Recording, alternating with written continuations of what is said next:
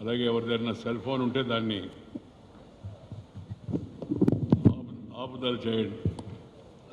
మనం ఎక్కడికైనా వెళ్ళినప్పుడు సభా సాంప్రదాయం మర్యాద ఏంటంటే వెళ్ళే ముందు సెల్ ఫోన్ ఆపేసుకొని వెళ్ళాలి.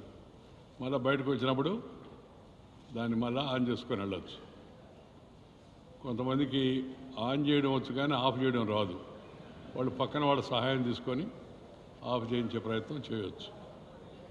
దాంతోపాటు మనం జీవితంలో నేను నేర్చుకున్నవి, నేను పైకి రావడానికి ప్రధాన కారణమైన విషయాలు మిగతా యువకులతో, ఇప్పుడు కొత్త నేటి తరం రాజకీయ నాయకులతో, ప్రజాప్రతినిధులతో నేను కాస్త వాళ్ళతో ముచ్చటించుకోదలుచుకున్న విషయం ఏంటంటే, నేను మామూలు పల్లెటూరులో పుట్టాను.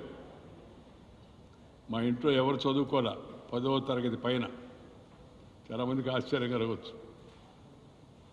నేను చిన్నప్పుడు మొదట 3 కిలోమీటర్లు, తర్వాత 6 కిలోమీటర్లు నడిచి వెళ్ళి వీధి బడిలో చదువుకున్నా.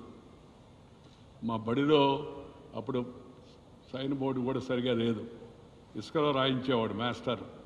ప్రభవ, విభవ, ప్రజోత్పత్తి, అంగీరస, శ్రీముఖ అని నక్షత్రాలన్నీ రాయించేవాళ్ళు. ఇప్పుడు నక్షత్రాలు ఎవరికి తెలియదు అనుకోండి. వాళ్ళ నక్షత్రం కూడా వాళ్ళకి తెలియదు, అసలు నక్షత్రాలు కూడా తెలియదు. మామూలు నక్షత్రాల పైన ఉండే వాటిని చూస్తుంటారు. ఆ తర్వాత నేను బస్సు ఎక్కి నెదురు పోయి చదువుకొని, తర్వాత విశాఖపట్నం వెళ్ళి అక్కడ న్యాయశాస్త్రం చదువుకొని, ఆ తర్వాత వకీలుగా ప్రాక్టీస్ చేద్దాం అనుకున్నాను. కొందరు గౌరవ న్యాయమూర్తులు కూడా ఉన్నారు వాళ్ళు.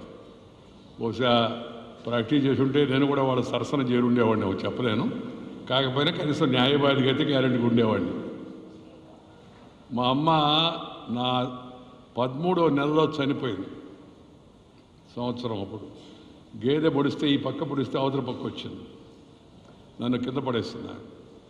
మా పెద్దవాళ్ళందరూ చెప్తుంటే నేను మా అమ్మను చూడలా. నాకు జీవితంలో దురదృష్టం, నాకు కలిసి రాని విషయం ఏతుందో జీవితంలో ఒకటే ఒకటి, ఏ కొరత లేదు నాకు, మా అమ్మను చూడలేకపోవడం.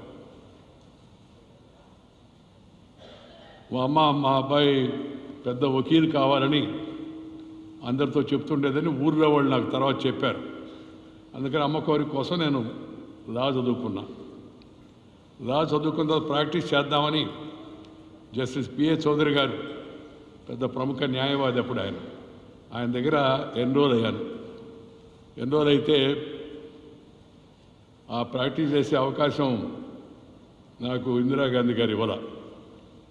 ఎమర్జెన్సీ పెట్టారు. ఆ ఎమర్జెన్సీలో లక్షలాది మంది జైళ్ళు పంపించారు, వేలాది మంది నాయకుల్ని. వాళ్ళలో నన్ను కూడా జైల్లో పెట్టారు. ఏం చేసావా అంటే జయప్రకాష్ నారాయణ పిలిచాడు ఈయన ఆంధ్రప్రదేశ్కి, అది నేరమని నన్ను మెయింటెనెన్స్ ఆఫ్ ఇంటర్నల్ సెక్యూరిటీ మీసా చట్టం కింద జైల్లో పెట్టారు. 17 నెలల పాటు ఆ జైల్లో ఉండి బయట వచ్చాను. దాంతో రాజకీయం నేరుగా, అంటే ఒక రకంగా చెప్పాలంటే ఇందిరాగాంధీ గారికి ధన్యవాదాలు చెప్పాలి. ఆ జైల్లో పెట్టకుండా ఉండుంటే మామూలుగా వకీలుగా ఉండేవాడినేమో, చెప్పలేము. బయటకు రాగానే పార్లమెంట్ సీట్ నాకు 77లో పోటీకి టికెట్ ఇచ్చారు. నేను ఆశ్చర్యపోయాను. నేను పార్టీ మెంబర్ కాదు, రాజకీయం అనుభవం లేదు, నాకు ఎంపీ టికెట్ ఏంటంటే అప్పుడు జయప్రకాష్ నారాయణ గారు చెప్పారట, ప్రతి రాష్ట్రంలో ఒక విద్యార్థికి యువకుడికి టికెట్ ఇవ్వాలని. ఆంధ్రప్రదేశ్లో నీలం సంజయ్ రెడ్డి గారు, తెన్నేటి గారు, గౌతు లచ్చన్న గారు, జూపూడి యజ్ఞాన గారు వీళ్ళంతా సమావేశమై ఆంధ్రప్రదేశ్ నుంచి విద్యార్థి నాయకుడిగా వెంకయ్యనాయుడికి అవకాశం ఇవ్వాలని నాకు ఒంగోలు పార్లమెంట్కి టికెట్ ఇచ్చారు. అది నేను మొదట రాజకీయ ప్రవేశం జరిగేదానికి అవకాశం. ఆ తర్వాత ఆ ఎన్నికల్లో గెలుపొందలేకపోయాం. ఒక ఆంధ్రప్రదేశ్లో నీలం సంజయ్ రెడ్డి గారు ఒక్కరే గెలిచారు. 42లో 41 కాంగ్రెస్ గెలిచింది. దేశమంతా కాంగ్రెస్ తుడిచిపెట్టుకుపోయింది. కానీ ఆంధ్రప్రదేశ్లో దక్షిణాదిన కాంగ్రెస్ కొన్ని సీట్లు గెలుచుకుంది. అప్పుడు తర్వాత వెంటనే అసెంబ్లీ ఎన్నికలు వచ్చాయి. అసెంబ్లీ ఎన్నికల్లో నేను మళ్ళా అసెంబ్లీ అభ్యర్థిగా నన్ను నిర్ణయించారు. ఉదయగిరి నుంచి గెలిచాను మొదటిసారి. రెండవసారి మళ్ళా గెలిచాను. ఆ తర్వాత మూడవసారి ఎన్నికల్లో నియోజకవర్గం మారి కొద్దిపాటి స్వల్ప తేడాతో కొంతమంది వెనుపోటు పోవడం వలన వాళ్ళ గురించి కూడా నేను ఇప్పుడు మాట్లాడడం, ఓడిపోయాను. 408 ఓట్లు తేడాతో. ఆ ఓడిపోవడం వలన నాకు చాలా అదృష్టం కలిసి వచ్చింది. గెలిచుంటే బహుశా ఇక్కడే ఆంధ్రప్రదేశ్ అసెంబ్లీలో ప్రతిపక్ష నాయకుడిగా ఆంధ్ర రాజకీయాల్లో ఉండేవాడినేమో. ఆ ఓడిపోవడంతో రాష్ట్ర అధ్యక్షుడిగా, అఖిల భారత ప్రధాన కార్యదర్శిగా, అఖిల భారత అధ్యక్షుడిగా ఉండేటికి అవకాశం నాకు వచ్చింది. అందుకని నేను ఉదయగిరి ప్రజలు ఎలా గుర్తుపెట్టుకుంటానో, నన్ను ఓడించిన ఆత్మకూరు ప్రజలను కూడా ఎప్పుడు గుర్తుపెట్టుకుంటాను. వాళ్ళ పుణ్యానే ఢిల్లీ దాకా వెళ్ళాను, లేకపోతే ఇక్కడే ఉండిపోయాడేమో బహుశా రాష్ట్ర రాజకీయాల్లోనేనని చెప్పాను.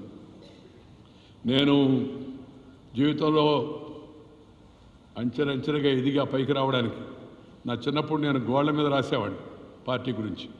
స్టూడెంట్ లీడర్గా ఉండి విఆర్ కాలేజీకి విద్యార్థి సంఘ ఉపాధ్యక్షుడిగా ఉన్నా, తర్వాత అధ్యక్షుడిగా ఉన్నా, విశ్వవిద్యాలయ విద్యార్థి సంఘానికి అధ్యక్షుడిగా ఉన్నా, యూత్ వింగ్ స్టేట్ ప్రెసిడెంట్గా ఉన్నా, ఆర్ఎండ్ఏ వైస్ ప్రెసిడెంట్గా ఉన్నా, స్టేట్ జనరల్ సెక్రటరీగా ఉన్నా, ఆర్ఎండ్ఏ జనరల్ సెక్రటరీగా ఉన్నా, స్టేట్ ప్రెసిడెంట్గా ఉన్నా, ఆర్ఎండ్ఏ ప్రెసిడెంట్గా ఉన్నా, రూరల్ డెవలప్మెంట్ మినిస్టర్గా ఉన్నా, అర్బన్ డెవలప్మెంట్ మినిస్టర్గా ఉన్నా, పార్లమెంట్ అఫైర్స్ మినిస్టర్గా ఉన్నా, ఇన్ఫర్మేషన్ బ్రాడ్కాస్టింగ్ మినిస్టర్గా ఉన్నా.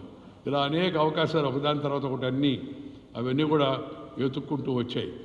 నేను మొదటి నుంచి ఒకటి నమ్మిన సిద్ధాంతానికి కట్టుబడి ఉండడం, రెండు నా మిత్రులు నాకు ఇచ్చిన ప్రోత్సాహం కారణంగానే ఈ రాజకీయం చేయగలిగాను. నేను రాజకీయాల్లో మీ అందరికీ ఆశ్చర్యం చెప్తే నమ్మకానికి కూడా కుదరదు. నేను ఎమ్మెల్యేగా మొదటిసారి గెలిచినప్పుడు, రెండోసారి గెలిచినప్పుడు ₹1 కూడా ఖర్చు పెట్టరా, రూపాయి. అది కాక ఎన్నికల్లో ప్రజలు ఇచ్చిన డబ్బులు నాకు మిగిలిపోయినాయి. ఆ డబ్బులు మిగిలిపోతే ఏబీవీపీ స్టేట్ ఆఫీస్కి ఇచ్చాను మొదట్లో. రెండోసారి గెలిచినప్పుడు పార్టీ ఇచ్చాను మిగిలిపోతే. ఎన్నికల్లో మొదటిసారి నేరుగా నేను కాంగ్రెస్ని మొదటి నుంచి వ్యతిరేకించేవాడిని. ఆ ఎమర్జెన్సీ దాని ప్రభావం కావచ్చు. నన్ను ఎలాగైనా ఓడించాలని ఇందిరాగాంధీని తీసుకొచ్చారు ఉదయగిరి పల్లె ప్రాంతానికి. ఉదయగిరిలో అసలు 10,000 దాటిన ఊరే లేదు, సినిమా హాల్ లేదు అలాంటి ప్రదేశానికి. అయినా ప్రజలు గెలిపించారు నన్ను. రెండవసారి ఎన్టీ రామారావు గారి ప్రభంజనం నడుస్తుంది. అందరూ చాలామంది భయపడ్డారు, సార్ రామారావు గారికి గాలి ఎక్కువగా ఉంది అని. రామారావు గారు కూడా కబురు చేశారు నాకు, వాళ్ళ వియ్యంకుడు దగ్గుబాటి చెంచురామయ్య గారితో. ఏమనంటే, నాకు తెలవదు, రేపు మీ నియోజకవర్గంలో మీటింగ్ ఉందని. నేను మామూలుగా ఆయనకు రామారావు గారికి అసలు అప్పటికి ఏ నియోజకవర్గం ఎక్కడ ఏందని కూడా పెద్ద విషయాలు తెలవు. అంతా రామోజీరావు గారు కీర్తిశేషులు, ఆయన సహకారం, ఆయన సమన్వయం, ఆయన అంతా కావాల్సిన విషయాలను సమకూర్చి ఇవ్వడం, వాటి వల్ల రామారావు గారు ఆయన విశేషమైన ఆకర్షణ ఆయనకు ఉన్నప్పటికీ కూడా ఈ విషయాలు ప్రాథమికంగా రామోజీరావు గారి సపోర్ట్తో. అప్పుడు వరుసగా పోటీ ఆయన నిలబడి ఎలక్షన్లో పార్టీ పెట్టి వస్తూ ఉంటే, నా కార్యక్రమం నా నియోజకవర్గం వింజమూరులో ఉంది. ఆయనకి వెంకయ్యనాయుడు అంటే ఉదయగిరి అని తెలుసు ఆయనకి సూచాయిగా. జయపాల్ రెడ్డి, వెంకయ్యనాయుడు వీళ్ళిద్దరినీ మనం వ్యతిరేకించకూడదు. ఎందుకంటే నేను రాజకీయంలో రాకముందు ఆయన కూర్చోండి మరి కూర్చో. నేను రాజకీయంలో రాకముందు ఆయన రామారావు గారు చెప్పిన మాట, కాంగ్రెస్కి వ్యతిరేకంగా జనాన్ని కూడగట్టింది వెంకయ్యనాయుడు, జయపాల్ రెడ్డి గారు. అందుకని వాళ్ళిద్దరూ గెలవాలి, వాళ్ళు ఉండాలి అసెంబ్లీలో అని చెప్పేవాడు. చెప్పి నేను ప్రోగ్రాం క్యాన్సిల్ చేసుకుంటున్నానని చెప్పాడు.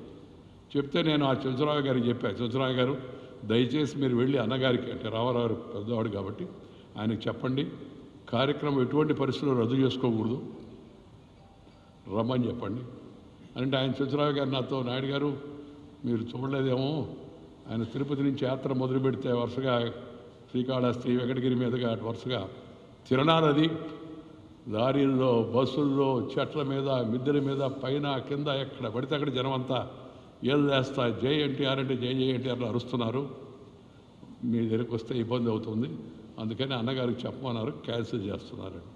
ఆయనకి వింజమూరు అంటే ఉదయగిరిలో ఉందని తెలవదు, ఆ రూట్లో వింజమూరులో పెట్టారు మీ కాన్స్టిట్యున్సీలో, క్యాన్సిల్ చేస్తున్నాం.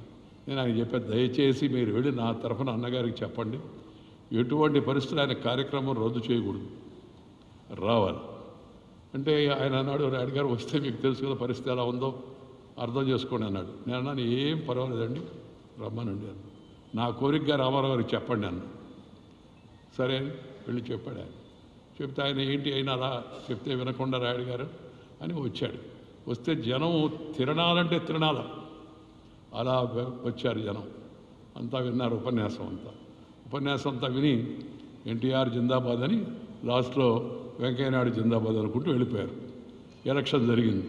తెలుగుదేశం అభ్యర్థికి ధరావత్తు పోయింది. నాకు ప్రజలు రెండోసారి కూడా మంచి మెజారిటీతో గెలిపించారు. ఉదయగిరి ప్రజలు వాళ్ళ నిజాయితీకి నిజంగా. నేను మొదటిసారి నెల్లూరు జిల్లాలో 11 సీట్లుంటే అసెంబ్లీకి 10 కాంగ్రెస్ గెలిచింది. నేను ఒక్కడనే ప్రతిపక్షం. రెండవసారి 11 సీట్లుంటే జిల్లాలో 10 సీట్లు తెలుగుదేశం గెలిచింది. నేను ఒక్కడనే బీజేపీ.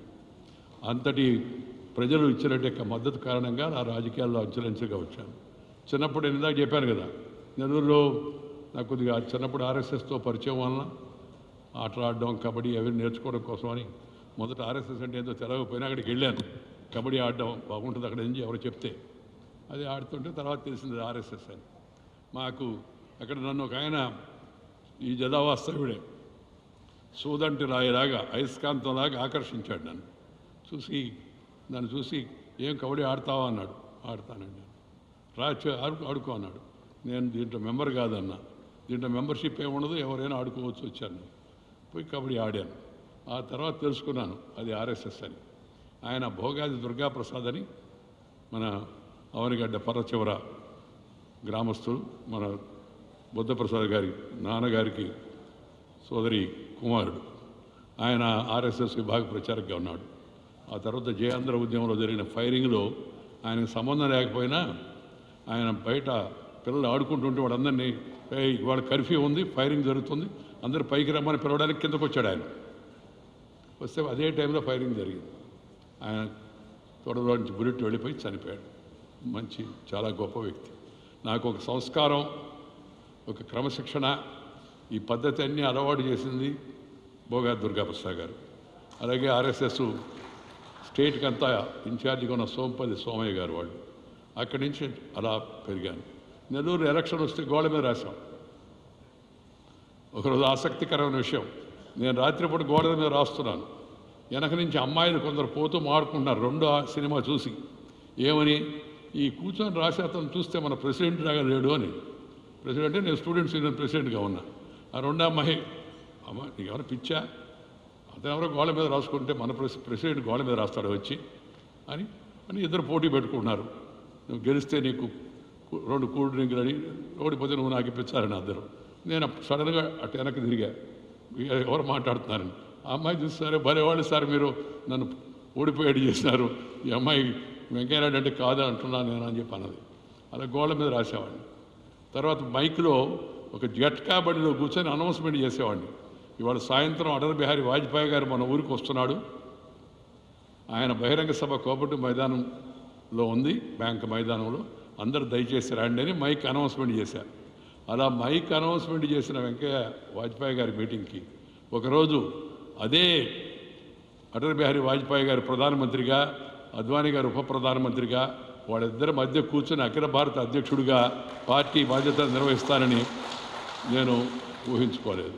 దానికి ప్రధాన కారణం నమ్మిన సిద్ధాంతానికి కట్టుబడి ఉండడం, 2 క్రమశిక్షణ, 3 కష్టపడేంటి మనస్తత్వం అలవాటు చేసింది నాకు ఆర్ఎస్ఎస్.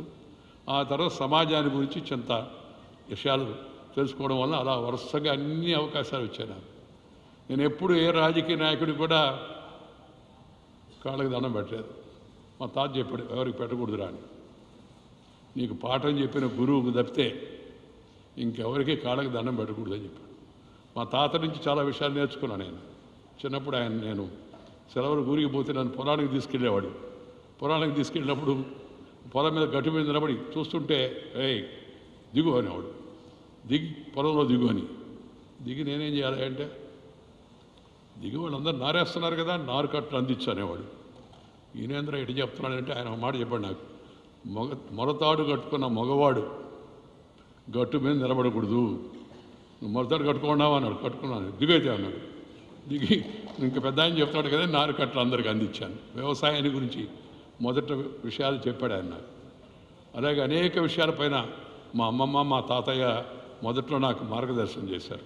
వాళ్ళు నాకు ఏం చెప్పాలంటే మొదటి గురువులు. వాళ్ళ తర్వాత ఆర్ఎస్ఎస్ దుర్గాప్రసాద్ గారు, సోమయ్య గారు. ఆ తర్వాత రాష్ట్ర స్థాయిలో దేశ స్థాయిలో అనేక అవకాశాలు వచ్చాయి. అవకాశాలు వచ్చినప్పుడు కూడా నేను ఎప్పుడు మా తాత చెప్పిన మాటని ఎప్పుడు జవదాటలా. ఎవరికి నాకు అందుకే ఎవరైనా కాళ్ళకి దండం పెట్టామంటే ఇష్టం ఉండదు. ఎవరైనా పెడుతున్నప్పుడు దయచేసి వద్దయ్యా, నమస్కారం మన సంస్కారం, నమస్కారం పెట్టండి చాలు అని చెప్తూ ఉంటాను. ఈ ప్రజా జీవనంలో ఈ మధ్యకాలంలో గౌరవం కన్నా అవసరాన్ని బట్టి చాలామంది రాజకీయాల్లో మనం చూస్తున్నాం ఎలా జరుగుతుందని చెప్పని. ఇది మూడవది, నేను అసెంబ్లీకి ఎన్నికైన తర్వాత లైబ్రరీలోకి వెళ్ళి, ఇంతకుముందు 1952లో పిల్లలమర్రి వెంకటేశ్వర గారు ఉండేవాడు, ప్రతిపక్ష నాయకుడు. ఆయన ఏం మాట్లాడాడు, ఆ తర్వాత సుందరయ్య గారు ఏం మాట్లాడాడు, పార్లమెంట్లో కిరణ్ ముఖర్జీ ఏం మాట్లాడాడు, వాజ్పేయి గారు ఏం మాట్లాడారు, నాజ్పాయ్ గారు ఏం మాట్లాడాడు, ఇవన్నీ లైబ్రరీకి వెళ్ళి చదువుకునేవాడిని. తెనేటి విశ్వనాథం గారితో నాకు చిన్నప్పుడే విశాఖపట్నం స్టూడెంట్ కాబట్టి నాకు హరిబాబు గారికి పరిచయం అయింది. జయాంధ్ర ఉద్యమం ఆయన మమ్మల్ని వెంట పెట్టుకుని రాష్ట్రం అంతా తిప్పాడు. ఆయన సాంగత్యం వల్ల కూడా అనేక విషయాలు నాకు బోధపడ్డాయి. అలా నేర్చుకొని అంచెలంచెలుగా పెద్దలు చెప్పిన విషయాలు వాటిని తెలుసుకొని ఆ తర్వాత ఇప్పుడు చాలామంది చెప్తున్నారు వెంకయ్యనాయుడు గారు పెద్ద వక్త, మంచి ఉపన్యాసకుడు, ఇవన్నీ కూడా నేను సీనియర్స్ అంతకు ముందున్న తరం వాళ్ళ నాయకుల యొక్క జీవితాల గురించి చదివి వాళ్ళు మాట్లాడిన విషయాలు గుర్తించి ఆ తర్వాత తెలుగు భాష మీద నాకు మొదటి నుంచి ఆసక్తి. మా మాస్టర్ ఒక ఆయన పోరూరు హనుమజ్జానకిరామ శర్మ అని ఆయన తెలుగులో టీచర్గా ఉన్నాడు మాకు. సరే తెలుగులో ఆయన చెప్పాడు, తెలుగు మనం తెలుగు కూడా ఉన్నాయన తెలుగులోనే మాట్లాడాలా, తెలుగు భాషలో ప్రావీణ్యం సంపాదించుకుంటే తర్వాత మిగతా వాటిలో వస్తుందని ఆ మాట విన్నాను. అందుకని నాకు తెలుగులో మాట అలవాటైంది. హిందీ నేర్చుకోవాలి. నేను మొదట్లో నేను మన ఆంధ్రప్రదేశ్ యువకులందరికీ చెప్తున్నా, చాలామంది తెలవక హిందీని వ్యతిరేకిస్తూ ఉంటారు. నేను మన తమిళనాడుకి వెళితే ఆ మధ్య తమిళనాడు డిఎంకే మిగతా పార్టీల ప్రభావంతో కొంత హిందీ వ్యతిరేకత ఉంది. వాళ్ళంతా పిల్లలందరూ సార్ మా మీద రుద్దుతున్నారు సార్ అని. ఏం రుద్దుతున్నారా అని అడిగా. ఇంపోజింగ్ హిందీ సార్ అని అంటే నేను ఉపన్యాసాలు చెప్పా, ఐఎమ్ అగెనెస్ట్ ఇంపోజిషన్ అనగానే చప్పట్లు కొట్టారు.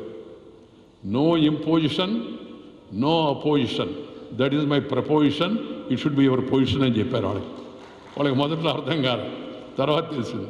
నేను చెప్పాను ఆయన మన దేశంలో మన భాష ముందు అమ్మ భాష, ఆ తర్వాత మన సోదర భాషలు, ఫస్ట్ మదర్ టంగ్, తర్వాత బ్రదర్ టంగ్ అంటే అదర్ మన సోదర భాషలు, ఆ తర్వాత ఎనీ అదర్ టంగ్ ఏదైనా నేర్చుకోండి, ఇంగ్లీష్ నేర్చుకునే ఇబ్బంది లేదని. ఎందుకు ఈ సందర్భంగా చెప్తున్నానంటే నేను యువతరానికి, నాకు ఇప్పుడు 75 ఏళ్ళు పూర్తి అయిపోయినాయి, ప్రజాజీవనంలో ఎంతకాలం ఉంటుందో తెలియదు. నేను యువకులందరినీ కోరేది ఏంటంటే దయచేసి అందరూ మాతృభాషలో మాట్లాడండి. ప్రభుత్వాలు కూడా మాతృభాషలో చదివే అవకాశం కల్పించాలి ప్రాథమికంగా. ఆ తర్వాత ఇంగ్లీష్ నేర్చుకోవచ్చు. హిందీ గురించి కూడా ఎందుకు చెప్పారండి, ఇందాక నేను చిన్నప్పుడు హిందీ వ్యతిరేక ఆందోళనలో పాల్గొన్నవాళ్ళం. ఢిల్లీకి వెళితే అప్పుడు తెలిసింది హిందీకే బినా హిందుస్థాన్ మే ఆగే బడినా సంభవం అయ్యింది. నువ్వు జాతీయ స్థాయిలో పైకి వెళ్ళాలంటే హిందీ వచ్చి ఉండాలి, అది కూడా మనం గుర్తుపెట్టుకోవాలి. ఆ తర్వాత ఇంగ్లీషు. చాలామంది సార్ ఇంగ్లీష్ వస్తే చాలు సార్ అన్నీ వచ్చేస్తాయి, ఎవరు చెప్పారా మీకు? కొంతమందికి పిల్లలకు కూడా అనుమానం, సార్ ఇంగ్లీష్ రాకపోతే పైకి పోలేము సార్ అని. కుర్రోళ్ళు అడిగారు కొన్ని మీటింగ్లు నన్ను, ఇంగ్లీష్ రాకపోతే పైకి పోలేము సార్ అని. నేను ఆ కుర్రోడికి సమాధానం చెప్పాను, ఎవరు చెప్పారు నీకని? అందరు చెప్తున్నారు సార్ అని. నేను చెప్పాను, నేను ఈ మధ్య ఐఎస్డి చేసి దేవుడితో మాడాను, దేవుడితో మాడి ఆయన అడిగానయ్యా నీ దగ్గర రావాలంటే పైకి రావాలంటే ఏమన్నా ఇంగ్లీష్ మీడియంలో చదువుకొని ఉండాలంటే ఆయన అదేం లేదు, ఎక్స్పైరీ డేట్ అయిపోతే ఎవరికైనా సరే డైరెక్ట్గా ఇక్కడికి వచ్చే అవకాశం ఉంటుందని చెప్పాడు. అంటే ఆ కుర్రోడు, సార్ మీరు సరదాగా చెప్తున్నారు, నేను అడిగింది అది కాదు సార్, పైకి పోవాలని. ఇప్పుడు ఆ కుర్రోడికి చెప్పా, మళ్ళీ కూడా చెప్తున్నా, ప్రతి మీటింగ్లో చెప్తున్న విషయం అందరికీ ఏంటంటే ఈ దేశ రాష్ట్రపతి ఇంగ్లీషు చదువుకోరా, మాతృభాష చదువుకుంది ఇప్పుడు ఉన్నాను. అంతకుముందు నా రామ్నాథ్ కోవింద్ గారు కూడా మాతృభాష చదువుకున్నాడు. ఈ దేశ ఉపరాష్ట్రపతిగా ఎన్నికైన నేను మాతృభాషలో చదువుకున్న తెలుగు మీడియంలో. నేను అక్కడికి వాడి దాకా చేరుకున్నా కదా, రాష్ట్రపతి ఉపరాష్ట్రపతి. ఈ దేశంలో అత్యంత శక్తి సంపన్నుడని ప్రపంచం అంతా గుర్తించేంటే నరేంద్ర మోడీ గారు కాన్వెంట్ మొహం కూడా చూడాలి ఆయన. ప్రపంచంలోనే ప్రపంచంలో మనం చూసే ర్యాంకింగ్, అమెరికాలో ఒక ఏజెన్సీ ర్యాంకింగ్ కండక్ట్ చేస్తే 68% Indian prime minister Narendra Modi, 32% Trump America అధ్యక్షుడు. చాలా పవర్ఫుల్ దేశం. అంతటి పేరు ప్రఖ్యాతులు వచ్చిన ఆయన ఎప్పుడు కాన్వెంట్కి వెళ్ళ మన దేశంలో సుప్రీంకోర్టు ప్రధాన న్యాయమూర్తిగా పనిచేసిన మన తెలుగువాడు జస్టిస్ నూతలపాటి రమణ గారు ఆయన ఆ మధ్య చెప్పాడు, నేను మాతృభాషలో చదువుకున్నాను, అయినా ఇక్కడి దాకా చేరుకున్నాను. సో రాష్ట్రపతి, ఉపరాష్ట్రపతి, ప్రధానమంత్రి, ప్రధాన న్యాయమూర్తి ఈ పదవులన్నింటికి వెళ్ళినప్పుడు మనం ఇంగ్లీష్ రాకపోతే పైకి పోలేమనే అభిప్రాయం తప్పు. అయితే ఇంగ్లీష్ నేర్చుకోకూడదా? నేర్చుకోవాలి. ముందు మాతృభాష, మొదట అమ్మ భాష, ఆ తర్వాత సోదర భాష, ఆ తర్వాత పరాయి భాష. దీన్ని అందరూ దయచేసి ఆ విధానంగా పిల్లల్ని తీర్చిదిద్దాలా. మనకు వచ్చిన జబ్బు అంతా ఏంటంటే సమాజంలో మన పెద్దోళ్ళు కూడా కొందరు ఉన్నారు ఇక్కడ, సోదరీమణులు, తల్లులు, సగం జబ్బు కారణం పిల్లలు. ఒకటేమో ఇంగ్లీష్ వాళ్ళు పోతా మన మీద రుద్దిపోయారు, వాళ్ళ విద్యా విధానం, వాళ్ళ మీడియం ఆఫ్ ఇన్స్ట్రక్షన్. రెండవది మనదంతా తక్కువ, వాళ్ళదంతా గొప్పని మన విద్యా విధానంలో అడ్డు పెట్టారు. ఆ తర్వాత కొంతమంది అసలు తెలుగునే తీసేశారు, మొత్తం ఇంగ్లీష్ మీడియం పెట్టారు. నేను ఎవరో ఏందని రాజకీయాన్ని మాట్లాడిన అనుకోండి, రాజకీయాలు లేను కాబట్టి నాకు దానిపైన ఆసక్తి కూడా లేదు. కానీ తెలుగు భాష నేర్చుకోవాలి. తెలుగు భాష అమ్మ భాష కంటి లాంటిది, కంటి చూపు లాంటిది. ఇంగ్లీష్ భాష కళ్ళద్దాలు లాంటిది. కంటి చూపు ఉంటే కళ్ళద్దాలు పనిచేస్తాయి. నీ కంటి చూపే లేదనుకోండి, నువ్వు రెబాన్ గ్లాస్ పెట్టుకున్నా జుబాన్ నుంచి ఏమీ బయటకు రాదు. ఈ విషయాన్ని గుర్తుపెట్టుకోవాలా. ప్రతి ఒక్కడు కన్న తల్లిని, జన్మభూమిని, మాతృభాషను, మాతృదేశాన్ని, పాఠం చెప్పిన గురువును, చదువుకున్న విద్యా సంస్థను మర్చిపోయిన వాడు మానవుడే కాదు అనే విషయాన్ని అందరూ గమనించాల్సిన అవసరం ఎంత ఉంది. తల్లిదండ్రులు కూడా పిల్లలతో, నాన్న నువ్వు మమ్మీ అను, డాడీ అను ఈ అలవాటు చేయకూడదు. అమ్మా అంటే అంతరాళ నుంచి వస్తుంది, మమ్మీ అంటే మూతిలో నుంచి వస్తుంది. రాత్రికి కావాలంటే ఇంట్లో ఒకసారి తలుపేసుకొని ట్రై చూడండి, అమ్మ అంటే ఎలా ఉంటుంది, మమ్మీ అంటే ఎలా ఉంటుందని. ఈ విషయం నేను ఇక్కడే కాదు, దేశంలో ఏ రాష్ట్రానికి వెళ్ళినా అనేక సంవత్సరాలుగా చెప్తూ ఉన్నాను. ఎందుకంటే బాగా నాటుకోవాలి అందరికని. ఈ మమ్మీ, డాడీ, బీడీ, జాడీ, కేడీ ఈ కల్చర్ మనకెందుకు? మనం అమ్మ, మన తాతయ్య, అమ్మమ్మ, నానమ్మ, అక్క, బావ, మరదల అని పిలుచుకుంటే ఎంత సంతోషంగా ఉంటుంది, ఎంత గౌరవంగా ఉంటుంది. కానీ అలవాటు దాంట్లో అలవాటు ఎంత అయిపోయిందంటే ఇప్పుడు ఆఖరికి మన డ్రైవర్లు కొంతమంది మాడుకుంటా స్టాఫ్ ఒకరికొకరు పిలిచినప్పుడు ఏం బ్రో ఎలా ఉన్నావని నేను వాడిని పిలిచి అడిగా, ఏంది బ్రో అంటే ఏందిరా బ్రోకరా అన్నా. కాదు బ్రో అంటే సోదరా, అన్నయ్య, తమ్ముడా, అన్న ఎవరా అంటే అలవాటు అయిపోయింది వాళ్ళకి అందరికట్ట. ఆ అలవాటు నుంచి బయటపడాలంటే గారిని కూడా వేదిక మీదకి వచ్చి వెంకయ్యనాయుడు గారి చేతుల మీదుగా ఆ పుస్తకాలు తీసుకోవాల్సిన కోరుతాం. రవి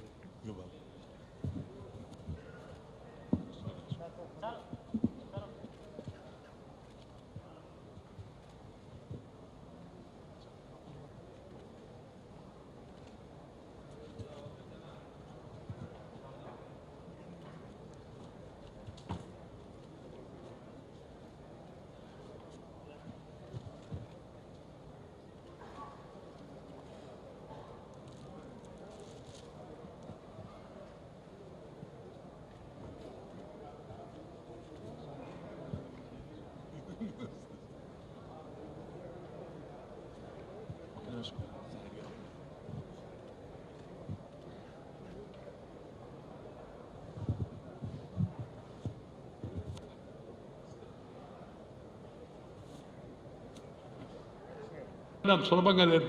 ఆ ఇంగ్లీష్ వాళ్ళు పోతా మన చరిత్రను వక్రీకరించారు.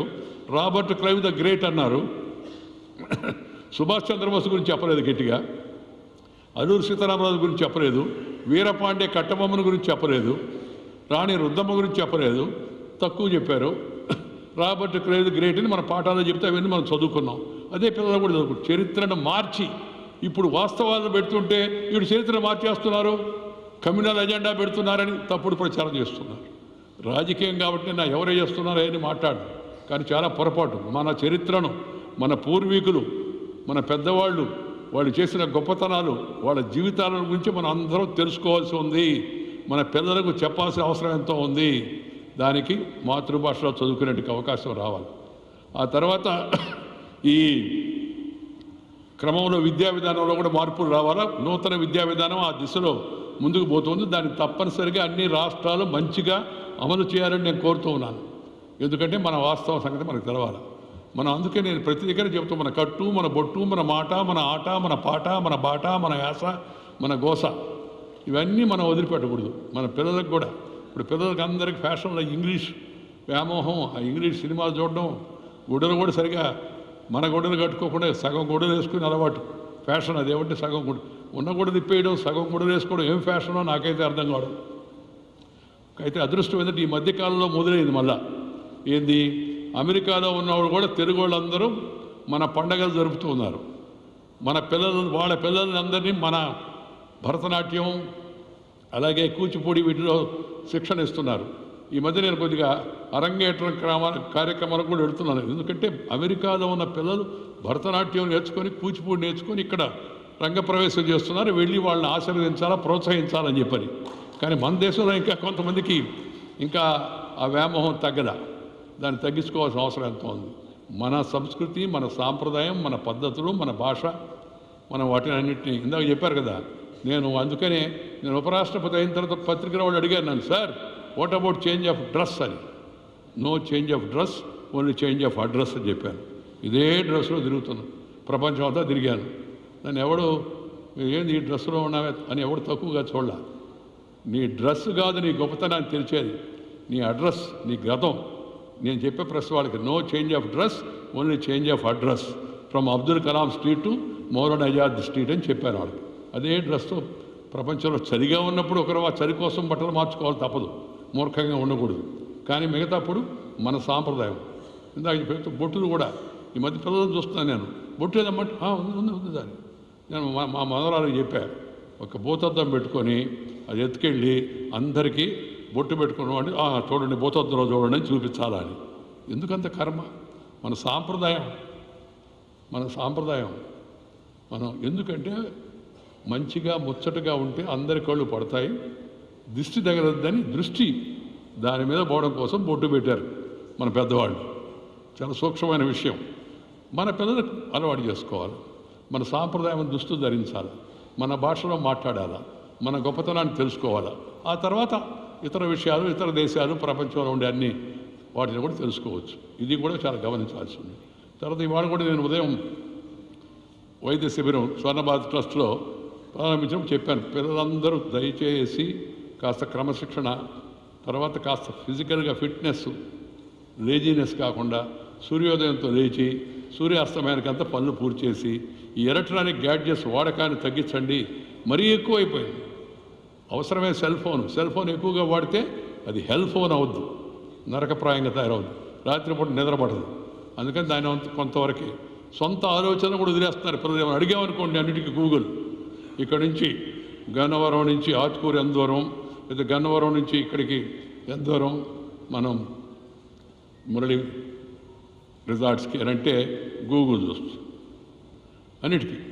ఈ జబ్బు కానీ ఇలాగే పెరిగితే కొద్ది రోజులు పోతే పిల్లల్ని మీ నాన్న పేరు ఏంద్ర అంటే గూగుల్ చూస్తాడు, మీ ఆవిడ పేరు ఏంద్ర అంటే గూగుల్ చూస్తాడు.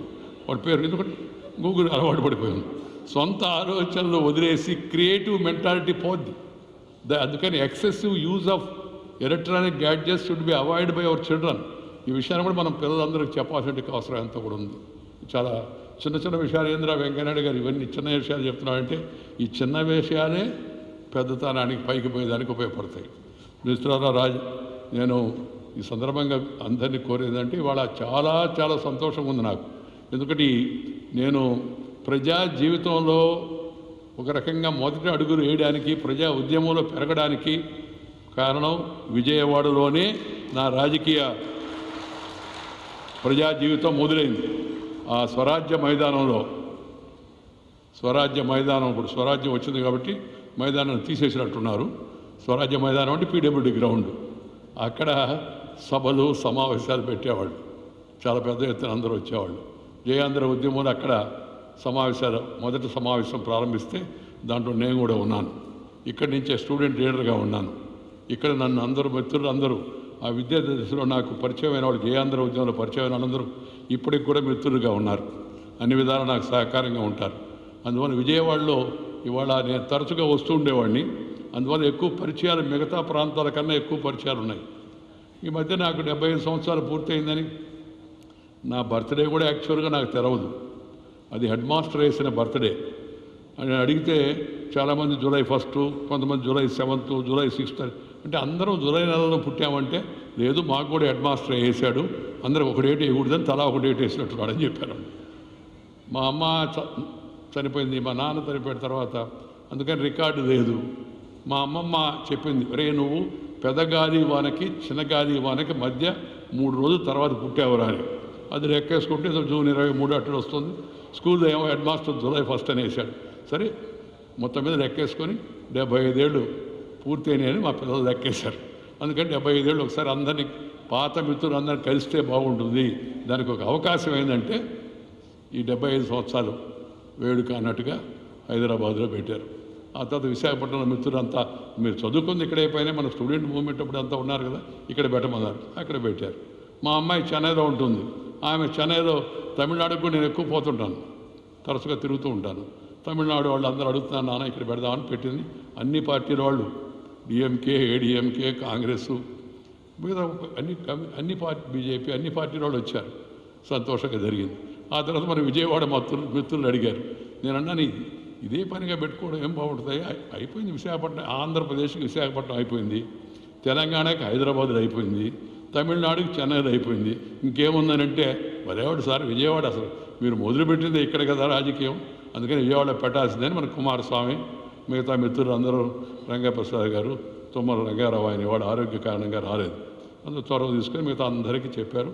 మీ అందరికీ తెలియజేస్తే మీరు అందరూ కూడా నా మీద ప్రేమతో అభిమానంతో పాత మిత్రులు అందరూ వచ్చినందుకు అందరికీ హృదయపూర్వకమైన ధన్యవాదాలు. నాకన్నా చిన్నవాళ్ళందరికీ శుభాకాంక్షలు. అందరికీ కూడా మీరు నా మీద ప్రేమ అభిమానం. నేను రాజకీయాల్లో పైకి రావడానికి ఇందాక చెప్తున్నా కదా, నా లక్షణాలు కొన్ని కారణమైతే నా మిత్రులు అందించిన సహాయం వల్లనే నేను రాజకీయాల్లోకి పైకి వచ్చాను.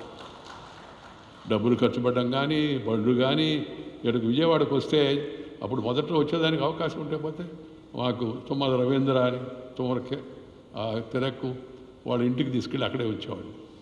ఆ తర్వాత నటరాజ్ హోటల్లో వీరమాచిన సుబ్బారావు గారి అబ్బాయి మలేష్ నటరాజ్ హోటల్లో పర్మనెంట్గా నాకు రూమ్ పెట్టాడు. ఎప్పుడు వచ్చినా అక్కడ ఉండేదానికి అవకాశం అని చెప్పాను. అదేనే కాదు అసలు ప్రతి ఒక్కరూ ఏడికి వెళ్ళినా భోజనానికి ఇంటికి తీసుకెళ్ళడం, లేదా ఆ ఊరి నుంచి ఇంకో ఊరికి కారు ఇవ్వడం, లేదా ఎలక్షన్లో నిలబడితే వాళ్ళు చందాలు వసూలు చేసి నాకు ఎలక్షన్లో పంపించడం, అలా అంచెలంచెలుగా రాజకీయాల్లో పైకి రావడానికి కారణమయ్యారు. నేను ఎప్పుడు చెప్తుంటాను గర్వంగా, నేను రాజకీయాల్లో రూపాయి ఖర్చు పెట్టలేదు, జోబీలో నుంచి రూపాయి తీరా.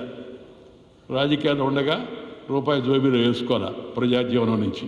అదే కొంత నాకు ఇవాళ ఈ మంచి పేరు రావడానికి ప్రధాన కారణం అని చెప్పని నేను ఎప్పుడు గర్వంగా చెప్తూ ఉంటాను. నా మిత్రులు సహాయం, వాళ్ళు అందించినట్టు సహకారం వల్లనే రాజకీయాల్లో ఈ స్థాయికి వచ్చేదానికి ఎంతోగానో ఉపయోగపడింది. అందుకని నేను స్నేహితులందరినీ గుర్తు చేసుకుంటున్నా, పేరు పేరున అందరికీ ధన్యవాదాలు కూడా తెలియజేస్తున్నా. ఈ విజయవాడ సమావేశంలో ఈరోజు డాక్టర్ శ్రీనివాస్ గారు, మన మిగతా శాసనసభ్యులు, మాజీ శాసనసభ్యులు, మాజీ పార్లమెంట్ సభ్యులు, మంత్రులు, మాజీ మంత్రులు, వీళ్ళందరినీ పిలిచి వాళ్ళకు కూడా పుస్తకం మన ప్రధానమంత్రి గారు విడుదల చేశారు. ఆ కార్యక్రమం 75 ఏళ్ళు అయినప్పుడు ఆయన కూడా చాలా సంతోషపడి చాలా విస్తృతంగా మాట్లాడాడు. ఆయన అంతసేపు మాట్లాడని నేను అనుకోలేదు.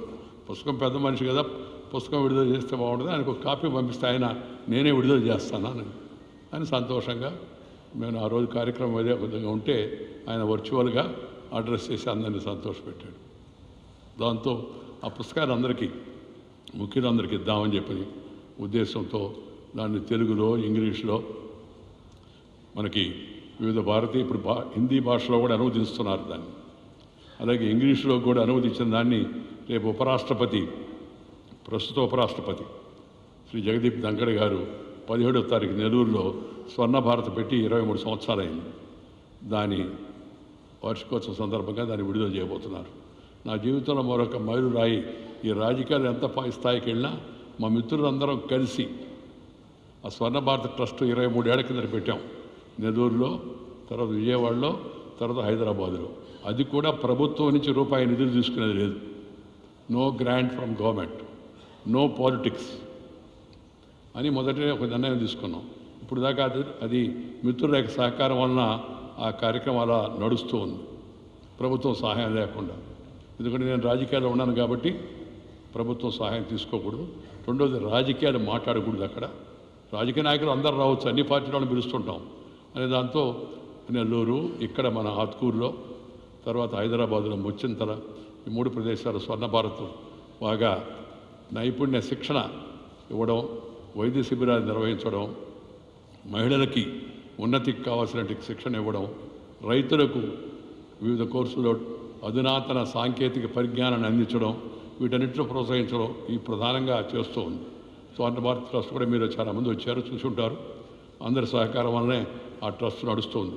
నాకు జీవితంలో సంతృప్తి కలిగించే విషయం ఏంటంటే, నాకు ప్రతి విషయం సంతృప్తే. నాకు రాజకీయాల్లో జీవితంలో అసంతృప్తి అనేది ఎప్పుడూ కలగలేదు. మొత్తం అన్ని సంతృప్తి.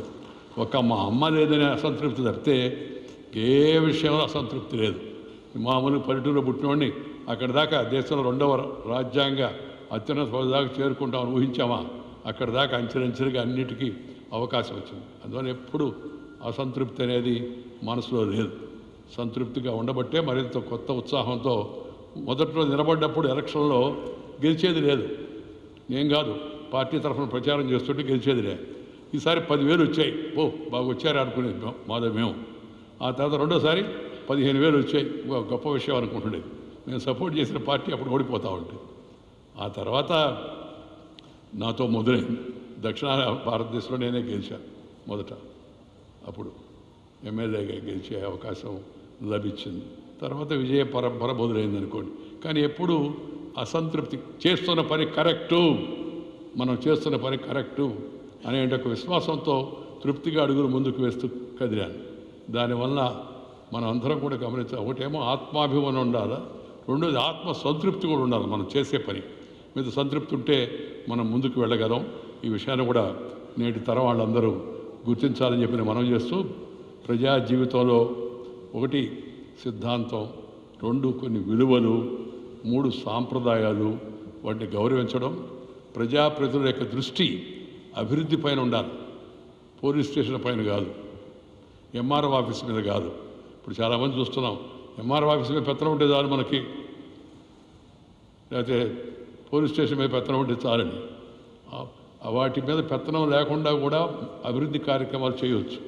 అనుభవం ఆ విధంగా చెప్తూ ఉంది. ఆ విధంగా ఆలోచనలు మార్చుకోవాల్సి ఉంది. అసెంబ్లీలో, పార్లమెంట్లో మాట్లాడేటప్పుడు మంచి భాష ఏదంటే అది వాడకుండా తిట్టుకోవడం, కొట్టుకోవడం అసెంబ్లీలో చూస్తున్నాం మనం. చైర్మన్ని కూడా ధిక్కరించి మాట్లాడతారు కొంతమంది. చైర్మన్ పైన, చైర్మనే కాదు ఆయన, దయచేసి గుర్తుపెట్టుకోవాలి. Is the constitutional second highest authority, Vice President of India. We have to respect the institution and respect the chair. ఆ డీటెయిల్స్ వాళ్ళు గొడవలు ఏందనేది నేను దానిలో జరిగిపోవాలనుకోండి. మనము చట్టసభల్లో సంప్రదాయాలను, ఉత్తమ సంస్కారవంతమైన భాషను ఉపయోగించాలి. మన రాష్ట్రంలో కూడా కొంత అనుభవం అయింది మనకి. ఇష్టమైనట్టుగా మాట్లాడడం, బూతులు మాట్లాడడం, ముఖ్యమంత్రిని, ప్రధానమంత్రిని, మంత్రులను, లేకపోతే ఎదుటి వాళ్ళను, ఆఖరికి వాళ్ళ కుటుంబ సభ్యుల గురించి, చెల్లెళ్ళ గురించి, భార్యల గురించి, తల్లుల గురించి మాడాల్సిన అవసరం ఉంది. ఈ పార్టీ వాళ్ళు, ఆ పార్టీ వాళ్ళు ఎవరి వ్యక్తులు గుర్తులు పెట్టుకొని నేను చెప్పడం లేదు. దాని అవసరం ఏంటి? మనం చెప్పదలుచుకున్న విషయాన్ని గట్టిగా చెప్పాలి. అవతల వాడు తప్పు చేస్తే తప్పును వేరెత్తి చూపించాలి, నిలబెట్టాలి, నిలదీయాలి. నాకు బాగా గుర్తు, నేను చెన్నారెడ్డి, మన జయపాల్ గారు, చెన్నారెడ్డి గారు హయాంలో అసెంబ్లీలో ఉన్నాం. మేము చాలా గట్టిగా మాడేవాళ్ళం, మేము పురుషంగా మాడేవాళ్ళం. But never try to hit below the belt. ఎప్పుడు కూడా అసభ్యకరమైన పదజాలంతో వాటిని వాడలేదు.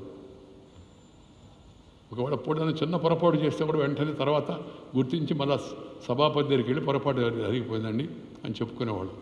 ఒకరోజు అసెంబ్లీ జరుగుతూ ఉంటే గొడవ ఎక్కువైపోతే సుందరయ్య గారు పెద్ద ఆయన, ఎక్కడి నుంచి ఎమ్మెల్యేగా ఉన్నాడు ఆయన, లోపలికి వెళ్ళిపోయి ఆ బెంచ్ ఉంటే ఆ బెంచ్ మీద ఎట్టేట్టు కొట్టాడు. సుందరయ్య గారు అంత గొప్ప పెద్ద ఆయన, ఇదిరా అంత కోపం వచ్చేసింది ఆయనకి. మా అందరికి కూడా కోపం వచ్చింది. గొడవ అయిపోయి అసెంబ్లీ వాయిదా పడింది.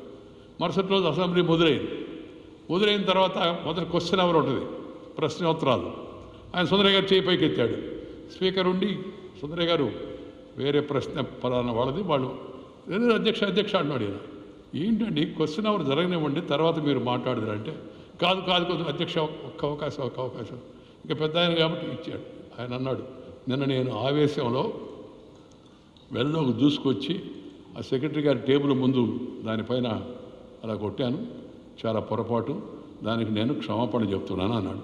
ఆ సుందరయ్య గారి మీద మాకు ఎంత గౌరవం పెరిగిపోయిందంటే, పార్టీ వేరే, ఆయన అంటే నాకు కమ్యూనిస్ట్ పార్టీ అంటే నాకు అభిప్రాయ భేదాలు ఉన్నాయి, కానీ సచ్ ఎ గ్రేట్ మ్యాన్. ఆయన లోక్సభలో అపోజిషన్ లీడర్గా ఉన్నాడు, పార్టీకి ఆల్ ఇండియా సెక్రటరీగా ఉన్నాడు. వాళ్ళ పార్టీకి సెక్రటరీ అంటే పెద్ద పోస్ట్, అది అధ్యక్ష వ్యవస్థ లేదు. ఆయన పొరపాటును గుర్తిస్తే, గమనిస్తే, పొరపాటును సరిదిద్దుకుంటే ఎవరో తక్కువ అయిపోరు, ఇంకా గొప్పగా పెరిగిపోతారు అవినీతి గురి.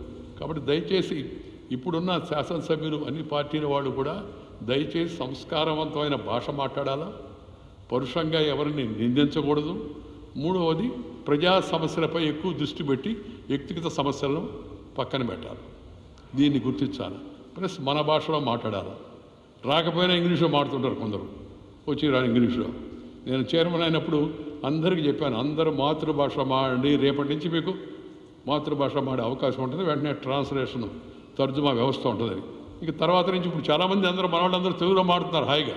అంతకుముందు కొద్దిమంది మాడేవాళ్ళు, బట్ తర్వాత బాగా ఇప్పుడు తమిళ వాళ్ళు, మళ్ళీ ఒక ఆమె సంథాల్ భాషలో మాట్లాడింది పార్లమెంట్ చరిత్రలో మొట్టమొదటిసారిగా, ఒరిస్సా. చాలా సంతోషంగా ఉంది నాకని చెప్పింది ఆమె.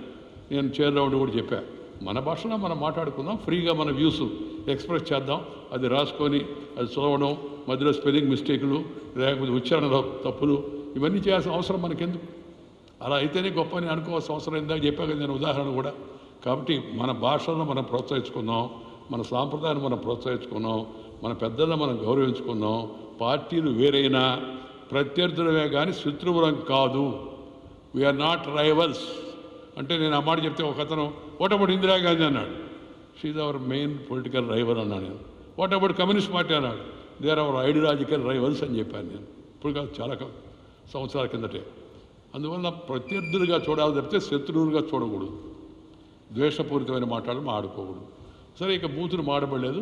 బూతుల గురించి మన ఆ మధ్య నేను మాట్లాడుతుంటే ఒక సోదరీమణి స్లిప్ పంపించింది, సార్ మీరేమో బూతులు తప్పు అంటున్నారు, చాలామంది బూతులు మాడుతున్నారు, వాళ్ళు ఏం చేయాలా? ఏముందమ్మా మీ చేతిలోనే ఉందన్నా నేను. ఆమె మా చేతిలో ఏముంది సార్, మేమేం చేయగలం వాళ్ళని? బూతులు మాడేవాళ్ళకి బూతులోనే సమాధానం చెప్పండి అమ్మా అని చెప్పాను నేను. మొదట అర్థం కాదు ఆమె, కేంద్ర బూతులోనే సమాధానం చెప్పంటాడు, ఈయన కూడా బూతు మాడమంటాడు అని.